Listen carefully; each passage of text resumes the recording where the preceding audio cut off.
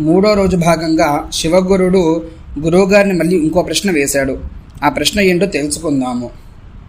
శివగురుడు మళ్ళీ ఒక కీలకమైన ప్రశ్న వేశాడు. అదేంటంటే, గురువుగారు జ్ఞాన సాధన చేయడానికి సన్యాసాన్ని మించింది లేదు కదా అని అడిగాడు. అందుకు గురువుగారు ఏమీ సమాధానం చెప్పలేదు. దాంతో శివగురుడు మళ్ళీ ఇలా కొనసాగించాడు. గురువుగారు సంసారం అనే అగ్నిలో కోరికలనే ఆద్యం పోస్తూ బాధలు పడుతూ గృహస్థుడిగా నేను జీవించలేను. పుణ్యబలాన్ని పోగొట్టుకుని చేసిన మంచి పనులను కూడా చెడగొట్టుకోలేను. అంతకంటే సన్యాసాన్ని తీసుకుని మీ కృపతో వైరాగ్యం వల్ల వచ్చే లాభాన్ని పొందుతాను. కాబట్టి మీరు అనుమతించి నాకు తగిన మార్గాన్ని ఉపదేశించండి గురువుగారు అని చెప్పన్నాడు. అప్పుడు గురువుగారు తేలికగా నవ్వుతూ ఇలా అంటున్నారు.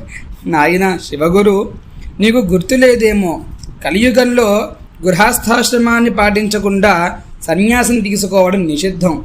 అంతేకాకుండా సన్యాసం కేవలం నిన్ను నువ్వు ఉద్ధరించుకోవడం కాదు నాయన. సన్యాసి అయిన వారు దేశ క్షేమానికి పాటు కాపాడాలి. అలాగే మానవులందరి యొక్క క్షేమాన్ని కోరాలి. అలాగే చేసే కర్మలను విడిచిపెట్టకూడదు. అంతేకాని పెళ్లిల్లో లేని స్వేచ్ఛా స్వతంత్రం సన్యాసంలో దొరుకుతాయని భ్రమపడుకున్నాయన అని మృదువుగా గురువుగారు హెచ్చరించారు. తర్వాత ఏం జరిగిందా అనేది రేపు తెలుసుకుందాం. జై శ్రీరామ్.